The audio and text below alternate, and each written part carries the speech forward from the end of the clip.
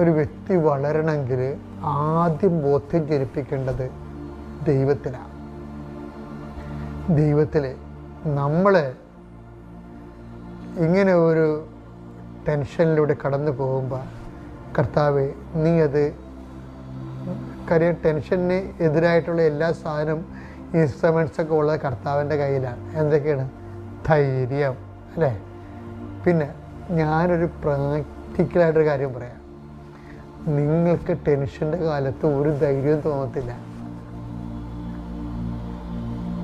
അപ്പം നിങ്ങളോർക്കും പ്രാർത്ഥിക്കുമ്പോൾ തന്നെ ഉടനെ ടെൻഷൻ വരുമ്പോൾ നമ്മൾ പ്രാർത്ഥിക്കുമ്പോൾ ഉടനെ ഒരു ധൈര്യം തോന്നത്തില്ല. നമ്മൾ ഡെലിവറൻസിൻ്റെ ഡെലിവർ ചെയ്യണ സമയത്ത് ചെയ്യണ കാര്യത്തിലും നമുക്ക് അപ്പോൾ ടെൻഷനോട് തന്നെ ആയിരിക്കും നമ്മൾ ചെയ്യണത്. നിങ്ങളാരും വിചാരിക്കുന്നത് പ്രാർത്ഥിക്കുമ്പോൾ ഉടനെ ടെൻഷൻ ഇങ്ങനെ കാറ്റ് വരുമ്പോൾ മേഘങ്ങൾ അങ്ങോട്ട് തൂത്തുപോണ പോലെ ടെൻഷൻ അങ്ങോട്ട് മാറുമെന്ന്.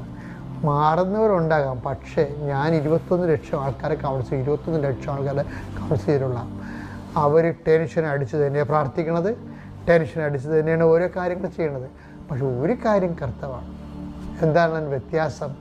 വ്യത്യാസം എന്ന് പറയുന്നത് ഞാൻ എന്തുമാത്രം ടെൻഷൻ അടിച്ചാണ് ഓരോ ധ്യാനങ്ങളും ചെയ്തിരിക്കണത്. ടെൻഷൻ അടിക്കാതെയും ചെയ്തിട്ടുണ്ട്. പക്ഷേ നമ്മൾ ടെൻഷൻ അടിച്ച് ദൈവത്തിൽ ആശ്രയിച്ച് ദൈവത്തിൽ അവലംബിച്ച് ചെയ്യുന്ന കാര്യങ്ങളെല്ലാം അതിൻ്റെ ഫ്രൂട്ട്സാണ് പ്രധാനം. എന്താ കാര്യം?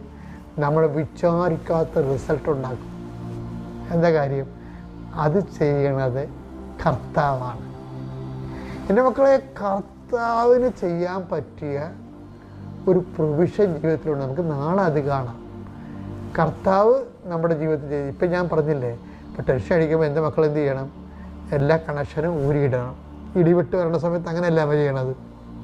ഇടിവിട്ട് വരുമ്പോൾ എന്ത് ചെയ്യും? എല്ലാ മെയിൻ സ്വിച്ച് ചിലപ്പോൾ ഓഫ് ആക്കണവരുണ്ട്, ചിലപ്പോൾ ഫീസ് ഊരി കളയണവരുണ്ട്. ഇത് തന്നെയാണ് നമുക്ക് ടെൻഷൻ ഉണ്ടാകുമ്പോഴും നമ്മൾ മറ്റുള്ള ആൾക്കാരുമായിട്ടുള്ള മൊബൈൽ ഓഫ് ചെയ്യും, മറ്റുള്ള ആൾക്കാരുള്ള കണക്ഷൻസ് മാറുക. കണക്ഷൻസ് ഊരിക്കളയണം മാത്രമല്ല, അതിനെ പ്രെയറായിട്ട് കൺവേർട്ട് ചെയ്യണം. എന്നാൽ ബാക്കി നമ്മൾ ടെൻഷൻ അടിക്കുന്ന വിഷയം ചെയ്യണത് നമ്മളായിരിക്കത്തില്ല, അത് നിൻ്റെ കർത്താവായിരിക്കും.